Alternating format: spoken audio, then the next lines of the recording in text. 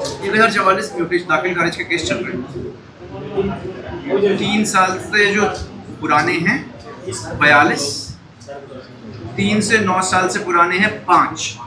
तो पहले ये 3 से 9 साल से जो पुराने 5 हैं इनकी फाइलें मंगवा दीजिए, ठीक है।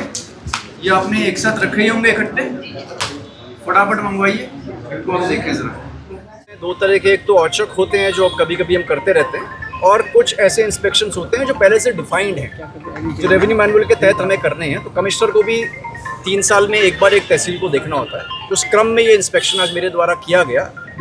इसमें कुछ तो गंभीर खामियां हैं, जैसे एक तो 143 की जो रिपोर्ट्स लगनी हैं उसका रखरखाव ठीक से नहीं है। और भी मुझे पता चला कि बहुत सी जो फाइलें हैं ये एसके के कक्ष में तो लंबित थी ही। इनका कहना है कि इसमें से 25-26 फाइलें इनके घर पे भी हैं, उनको भी मंगवाया जा रहा है अभी।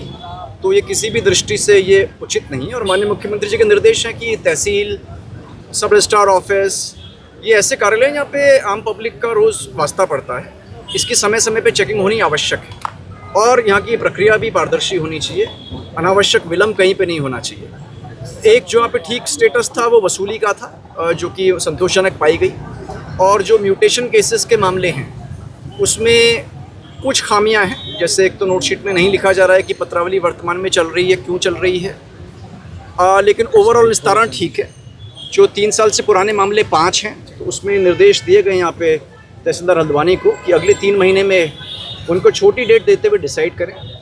एक और गंभीर मामला जो यहाँ पे कुछ सम्मानित अधिवक्तागण मुझे मिले थे, उनके द्वारा कहा गया कि बहुत से मामले ऐसे एसडीएम कोर्ट के हैं 176 के, तो बंटवारे के मामले होते हैं, जिसमें कि कुर्रे बनाने के आदेश बहुत पहले हो चुके हैं, लेकिन उसके बावजूद कुर्रा रिपोर्ट प्रस्तुत नहीं की गई है। तो उसमें एसडीएम हल्द्वानी को आज मैं रिटर्न में डायरेक्शंस दे रहा हूँ, और इसमें एसडीएम न्यायिक जो कि लाल कुआं की एसडीएम अभी हैं, उनको भी निर्देश दे रहा हूँ कि ऐसे सभी मामले जहाँ पे कुर्रे बनाने के आदेश निर्गत हो चुके हैं और उसके बावजूद कुर्रे नहीं बनाए गए हैं, उनकी सूची शनिवार को लेके मुझे दिखाएं।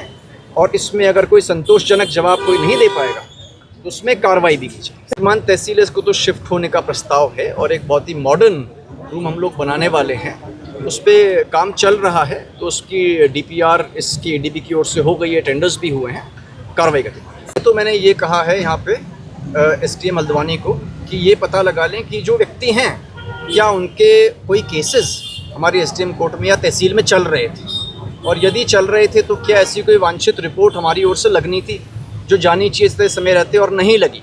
और यदि इसमें ऐसा लगता है कि हाँ हमारी ओर से कोई रिपोर्ट लगनी थी या हमारी ओर से कोई कार्रवाई थी जो हम नहीं कर रहे थे, उसमें डेफिनेटली जो अनुशासनिक कार्रवाई वो कीजिए।